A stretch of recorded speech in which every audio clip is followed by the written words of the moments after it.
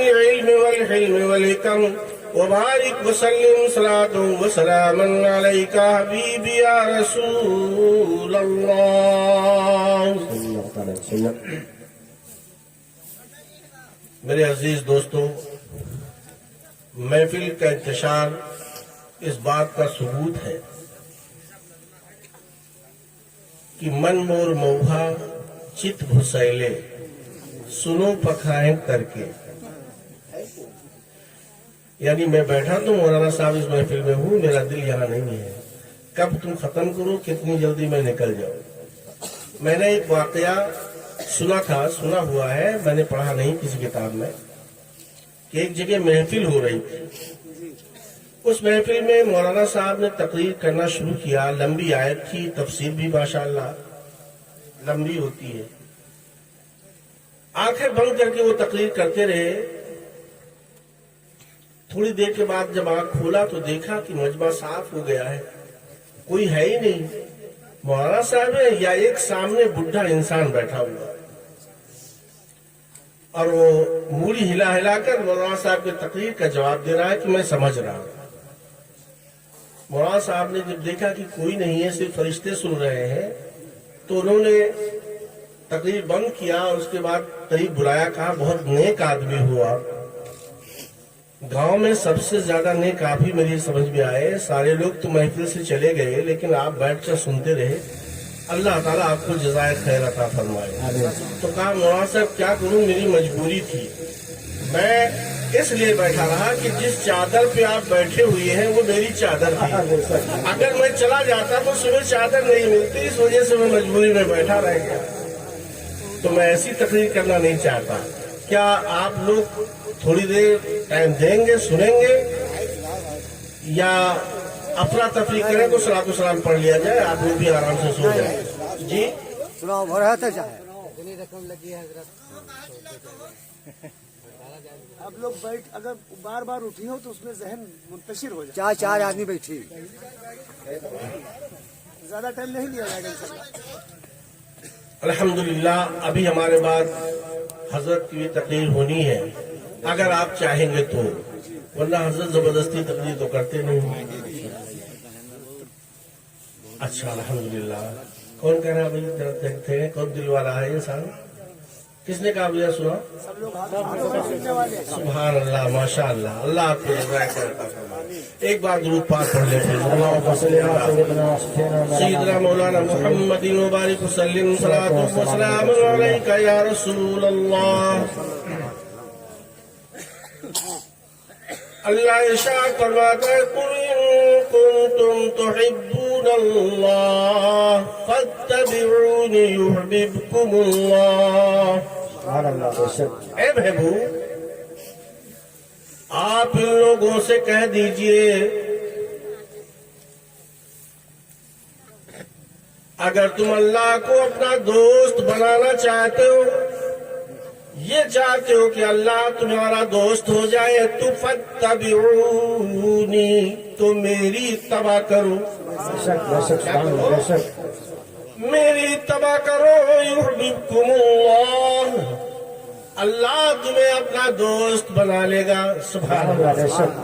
کیا کرے گا؟ اللہ تمہیں. اے محبوب، ذرا خدا کے فرمان کا تیور بھی ملاحظہ فرمائیے. رب یہ بھی تو فرما سکتا تھا اے لوگوں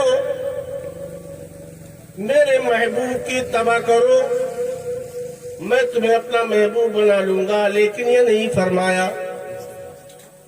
اپنے محبوب کی زبان سے کہلوا رہا ہے. اور کیوں کہلوا رہا ہے؟ اس لیے کہ محبوب، یہ قل کا لفظ جو ہے تمہیں ان لوگوں کو اس چیز کو پر اظہار کر دے گا کہ خداوند قدوس کا فرمان رسول کریم کے فرمان سے الگ نہیں ہو سکتا. فرمان رسول خدا کا فرمان ہے. فرمان رسول ہی خدا کا فرمان ہے. سبحان اللہ. فرمایا اے محبوب، آپ اپنی زبان سے ارشاد فرما دیجئے ان لوگوں سے، کن لوگوں سے؟ جو لوگ دعویٰ کرتے ہیں کہ میں محمد عربی کی اتباع نہ کر کے بھی خدا کو پا سکتا ہوں. محمد عربی صلی اللہ تعالی علیہ وسلم کے بغیر میں خدا تک پہنچ سکتا ہوں, خدا کو پا سکتا ہوں. فرما دیجئے فاتبعونی, تم پہلے میری اتباع کرو, یحببکم اللہ, تو اللہ تمہیں اپنا محبوب بنا لے گا. یہی وجہ ہے کہ مقدس صحابہ کرام علیہ رحمت و رضوان نے تا عمر حیات اس شک کو, اس قانون کو, اس اصول کو اپنے دل میں بٹھا کے رکھا, اور بعد خدا خدا کے رسول کو سب کچھ جانا. اور اس طرح نہیں جانا. آپ یاد کیجئے اس وقت جب مکہ قریش نے مسلمانوں کے اوپر جنہوں نے کلمہ پڑھ لیا تھا, مکے کی زمین کو تنگ کر دیا, اتنا تنگ کیا, اتنا پریشان کیا. کیا کیا؟ پریشان کیا. جنہوں نے کلمہ پڑھا تھا ان کے بدن سے کپڑے اتروا لیے جاتے, ان کے گلے میں رسیاں ڈال کر شہروں میں گھما کے گھسیٹا جاتا کنکریلی زمینوں پر, کسی کے سینے پہ پتھر رکھ کر تپش کی حالات میں تپتی ہوئی ریت پر لٹا دیا جاتا ننگے بدن, اور یہ کہا جاتا وحدہ لا شریک کلمہ پڑھنا چھوڑ دو, اگر تم چھوڑ دو گے تو تمہیں برات دیے جائیں گے, تمہیں زمینیں دی جائیں گی, تمہیں امیر بنا دیا جائے گا, تمہیں دکاندار بنا دیا جائے گا, تمہاری اچھے گھروں میں شادیاں کر دی جائیں گی. لیکن وہ مسلمان جنہوں نے کلمہ پڑھ کر اسلام کی چاشنی کو پایا تھا, محمد عربی صلی اللہ تعالی علیہ وسلم کی اسوہ حسنہ کو دیکھا تھا, وہ کفار کی اس بکواس کو سن کر یہ ارشاد فرماتے تھے, اے نادان, حلق پہ تیز رہے, سینے پہ جلاد رہے, لب پہ تیرا نام رہے, دل میں تیری یاد رہے. یا رسول اللہ, میں کٹ جانا برداشت کروں گا, مٹ جانا برداشت کروں گا, لیکن مجھ سے ہرگز یہ نہیں ہوگا کہ میں نام محمد صلی اللہ تعالی علیہ وسلم کو زبان سے ہٹا دوں. یہی حضرت بلال رضی اللہ تعالی عنہ, جن کے بارے میں آپ نے علماء سے سنا ہوگا کہ یہ حضرت بلال وہ ہیں کہ اگر صبح کو اذان نہ دے تو فجر کا وقت نہیں آتا تھا, رات ہی رات رہ جاتی تھی. خدا کو اتنی آواز پسند تھی. سبحان اللہ. میرا رب تو سمیع و بصیر ہے. وہ حضرت بلال اگر بھلکے میں اذان دیتے تب بھی سن لیتا, زور سے کعبے کی چھت پر اذان دیتے تب بھی سن لیتا, اس لیے کہ وہ سمیع و بصیر ہے. سننے میں کوئی کسر ہی نہیں رہ جاتی.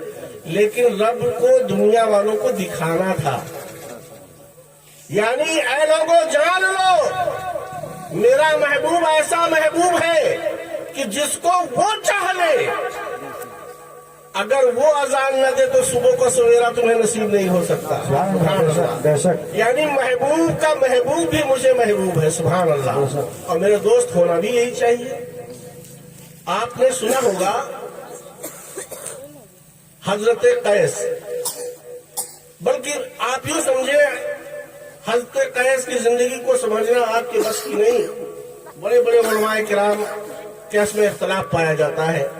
مجنو کا واقعہ آپ نے سنا ہوگا کہ لیلا سے وہ پیار کرتا تھا. کسی نے مجنو سے پوچھا, یہ بتاؤ تمہیں دنیا میں سب سے زیادہ کون سی شے پیاری ہے؟ جب تک کہ لیلا کی کتیا سامنے سے نکلی تو اس نے اس کو پکڑ لیا اور سینے سے لگاتے ہوئے کہا, مجھے تو سب سے زیادہ دنیا میں شاید میں اگر کوئی چیز پسند ہے تو مجھے اپنی لیلا کی کتیا پسند ہے. کیوں؟ اس لیے کہ یہ میرے لیلا کے قریب رہتی ہے. سبحان اللہ. معلوم ہوا کہ محب محبوب کی شہر کو بھی پسند کرتا ہے, اس کے گلیوں کو بھی پسند کرتا ہے. جس چیز کو اس سے نسبت ہو جائے اس کو وہ چاہنے لگتا ہے. سبحان اللہ. ہم اور آپ ہیں کہ کہتے ہیں ہم یا رسول اللہ آپ کا دامن نہیں چھوڑیں گے. دامن پکڑا ہی نہیں ہے تو چھوڑیں گے؟ دامن ہم نے پکڑا ہی نہیں, چھوڑیں گے کیا؟ میرے بھائی, وہ صحابہ کرام جن کا ذکر آپ سن رہے ہیں, حضرت بلال وہ ہے کہ حضرت بلال جب ایمان نہیں لائے تھے تو ایک امیہ کافر کے غلام تھے. کس کے؟ امیہ کافر کے غلام تھے. آپ ملک حبس کے رہنے والے تھے, کالے کلوٹے تھے. ان کی کالے ہونے کی دلیل میں کیسے پیش کروں؟ بس یہ سمجھ لیجئے کہ آپ کے جسم میں جو تل اللہ نے عطا فرمایا اس شکل کے حضرت بلال کی شکل تھی. موٹی ہونٹوں والے, لمبے تڑنگے جسم والے حبس کے لوگ ہوتے ہی ہیں. حضرت بلال بھی انہی میں سے ایک تھے. جب جس وقت امیہ کے پاس آئے تو 1 درہم میں خرید کر آئے تھے. کتنے درہم میں؟ 1 درہم میں.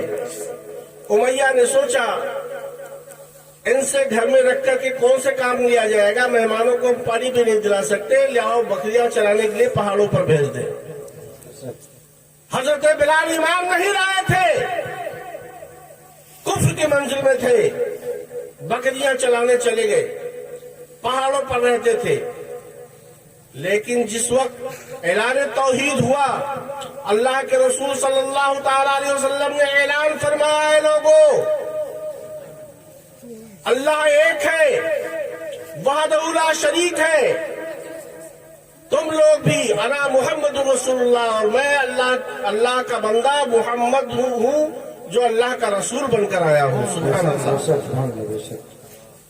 تو آپ نے پہاڑوں پر دوسروں سے سنا تو آپ نے فرمایا میں محمد کے خدا پر ایمان لاتا ہوں. سبحان اللہ.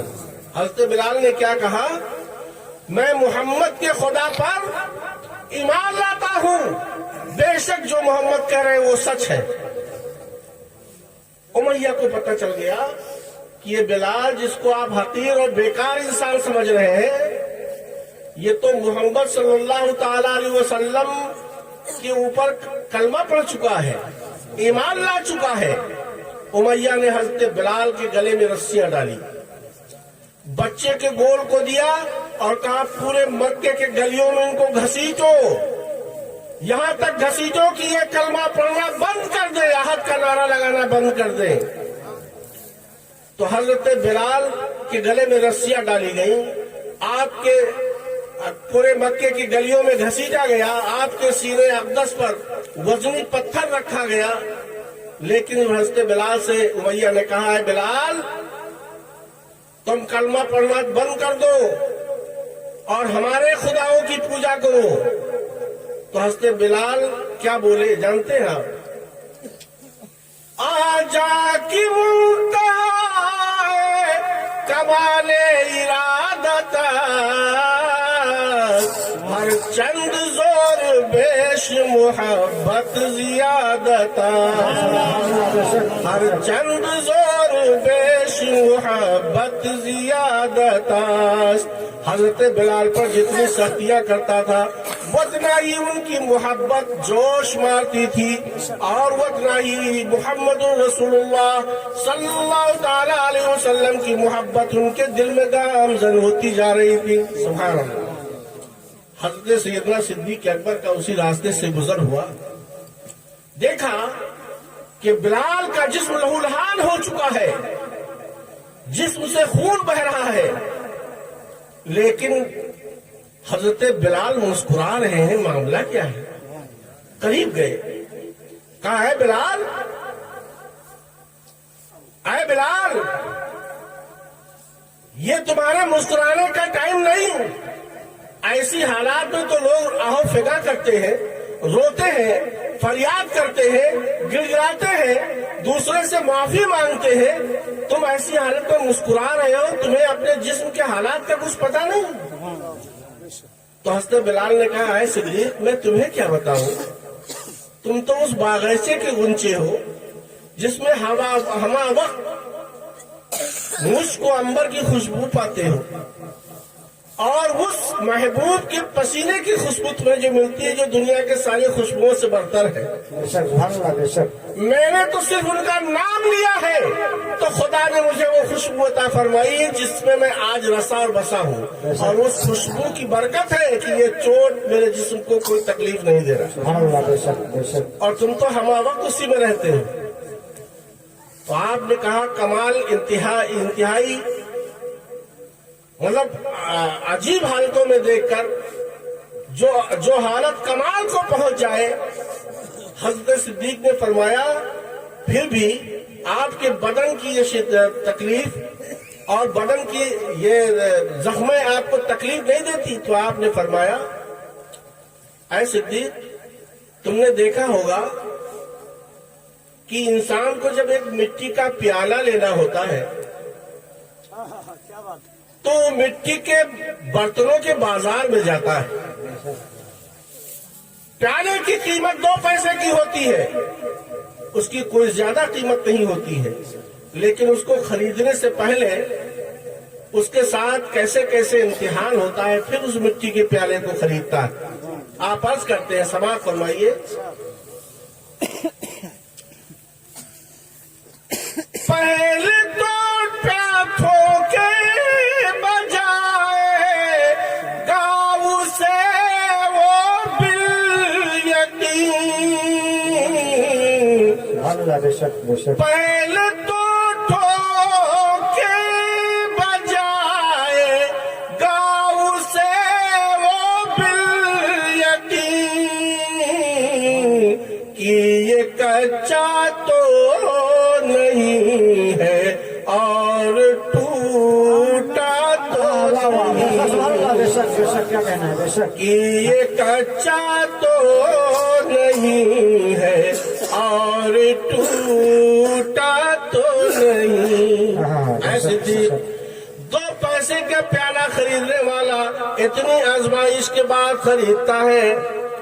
अब बताओ, मैं इश्क के बाजार में एक ऐसा आशिक हूँ जो मोहब्बत खोने का दावा कर रहा हूँ, मेरा महबूब मुझे खरीदने के लिए कैसी आजमाइश करेगा।